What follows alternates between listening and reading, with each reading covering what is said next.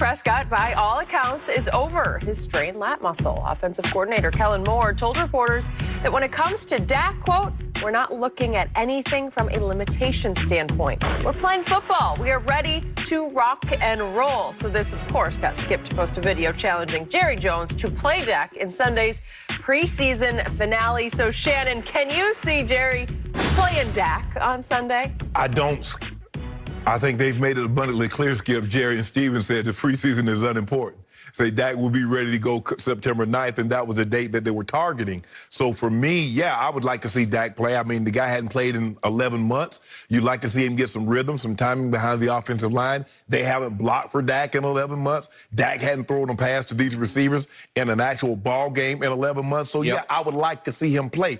Do I believe that he's going to play? No, I do not, because the coach, Jerry Jones, and the assistant head coach, Stephen Jones, That's have said, a fact. have said, Skip, it's not important. The preseason is not important. Dak doesn't really need it. So I'm anticipating Dak's not going to play, and he's gearing up for September 9th. They said he's not on the pitch count, but it'd be interesting to see actually how many throws he actually threw. If I remember correctly, we had 7 periods, about 10 plays in every period. Wasn't all up and throwing, Skip. Obviously, you run the ball sometimes. So I'm saying on a good day, if we had one-on-one, we would probably, John would throw somewhere between 30 and probably 50 passes. So if he's not on the pitch count, how many throws did he actually throw yesterday? Was it 20? Was it 30? I don't believe he threw more than that. So it's going to be interesting to see as they start to build him up with throws, Skip, is he sore the following day? As long as he doesn't have a setback, he should be on target to be ready to go and take this butt cutting that is going to happen to him on September 9th. So that's what I'm anticipating. Okay, so when I heard this news late yesterday afternoon, no more pitch count, no more limitations, ready to rock and roll. You started doing cartwheels. I did. It was the best news I've had through the whole offseason. And it just did my heart good because there's been so much bad news, because I went from figuring out that Dak didn't have just one ankle surgery, he needed a second one to get it right. He's got a wishbone scar, as we saw in episode 1 of Hard Knocks, to the most mysterious arm injury I've ever heard in all my career covering your sport, the National Football League, happened to a quarterback. What? A pulled muscle, a lat muscle sort of in the back of your shoulder?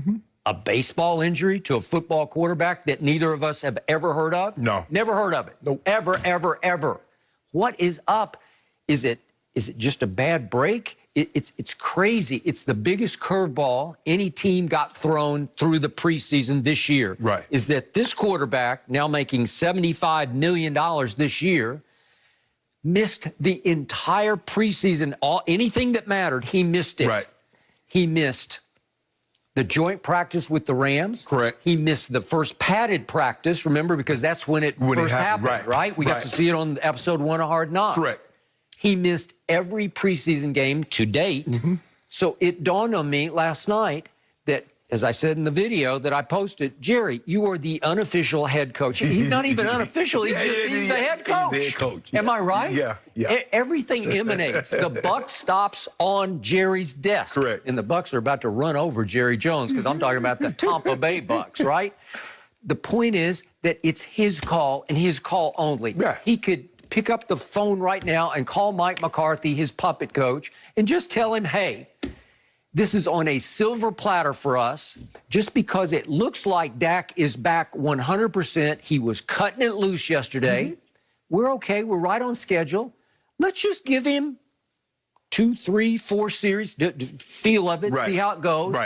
Because it is crucial, to your point, after 11 months of no football, with career-threatening ankle surgeries twice and a weird arm injury, he needs to get his feet wet again. He just needs to feel what it feels like in live action. He needs to get his legs underneath him, maybe feel some people fall around him in the pocket, just so he can get his confidence back with his ability to plant with his ankle. Right. The ankle seems to be zero problem. Right. I don't know. It seems like he's 1,000% confident. Are you going to be comfortable playing your other starters? Because you got to play your offensive line. You start offensive line. I'm good with it. Right, okay. You know, every once in a while, it's football. Okay. You just have to risk it. I know it, and you would risk somebody getting hurt. Right. Jerry, how you know what a fool you were. Because right? you know that's coming. Okay. But you need your coach, speaking of motivational speeches, which is not his forte, but you need him to tell all of them, we're going to go in there and play full force football for 2 or 3 series. Right. Just go in there and let it fly, because we all need to feel like Mahomes has been playing high reps, man, in preseason games.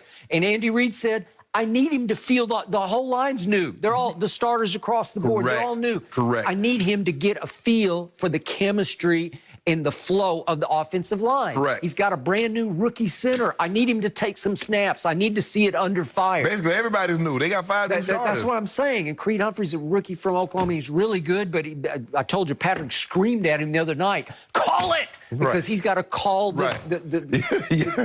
how they're going to block, you know, wherever the protection is. His head is spinning so fast. Yes, and it's spinning like, okay, Dak needs to feel of that. I would feel, seriously, if he got through, let's just do 3 good series. Okay. And we saw him make 4 or 5 good throws. Right. And I'm talking about CD's got to be out there, Amari's got to be out there, Gallup's got to be out there. Again, Zeke, you don't have to play. Right. I'm good with that. But Pollard is a pretty good 1A, and I wouldn't feel threatened for Dak's sake with Pollard in the backfield. Right. You know, he knows how to play, and he knows the blitz pickup. He'll be just fine. Right. Okay? Blake Jarwin is back, and he's really good, and he's made a couple of catches. Let's get everybody back in the flow. I would feel 100% better about September 9th, solo stage, Thursday night at Tampa, the NFL season opener, if Dak just had a little confidence under his belt after 11 months away from real football. Right. I think the thing, Skip, I know you said you'd like to see in 3 or 4 series, but if he went out there and they put the drive together, let's just say for the sake of argument, they did 12, 14 plays, they went 80 yards for a touchdown. I'd be good with that. All right. I'm good. Okay. If he's good, you know, you got to monitor. You got to vibe with it. And Kellen Moore can get in Dak's head. You feel good? You feel good? You want another one? But Skip, they're going to beat Skip. This was a 1-month injury when they said it's going to be 2 to 3 days.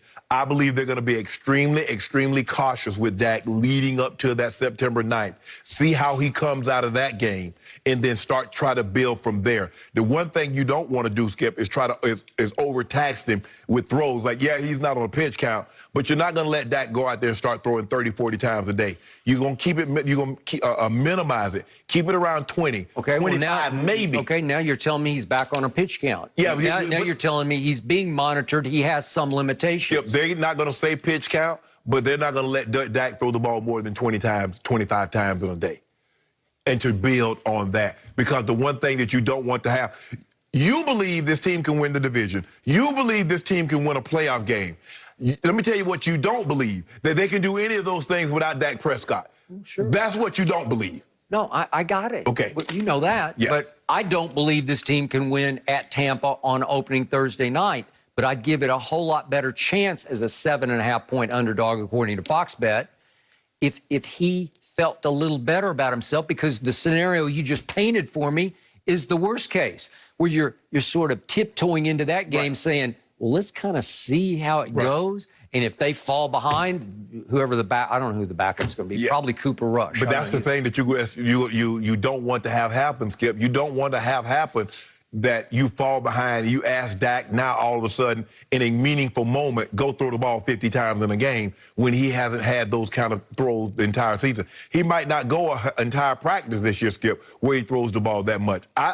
They might not, they won't say it, but they're not going to let Dak just throw the football in practice like he normally would because of this injury, because it seems like something that might reoccur. Well, is it? Because that's not what I heard yesterday. And you've dealt with muscle pulls. I've had a few in my time.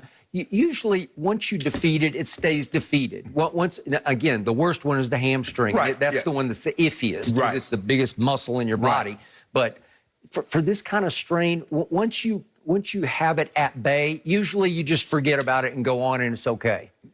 I don't know, Skip. Okay. Well, are you rooting for him to get hurt? I'm just saying, I've seen pictures, and they struggle with, back tightness or and they're like, okay, we're going to put him on the AL. We're going to shut him down for a couple of days. Okay, but that's usually, like elbow inflammation. That's hard to beat. You know, anything that's leading toward Tommy John. But this is supposed to, if I'm having to go on what they're telling us, right, that it's a muscle strain. Right.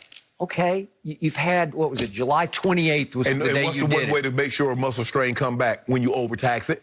Even when you pull a hamstring, Skip, they don't let the guy come back and run the same amount of plays in practice leading up. They're like, look, we would rather have you 100% for the game. That's the scariest of all. Yes, even the groins, it's like, look, we're going to such and such. I agree, that's the second scariest. We're gonna just monitor it. I mean, we have some guys like Julio have struggled with hamstring, and he's very, very limited in practice. Isaac Bruce struggled with hamstrings. He practiced very, very limited in practice because of those issues. So I just think the thing for me, Skip, sure, I would love to see Dak take a series, but hearing the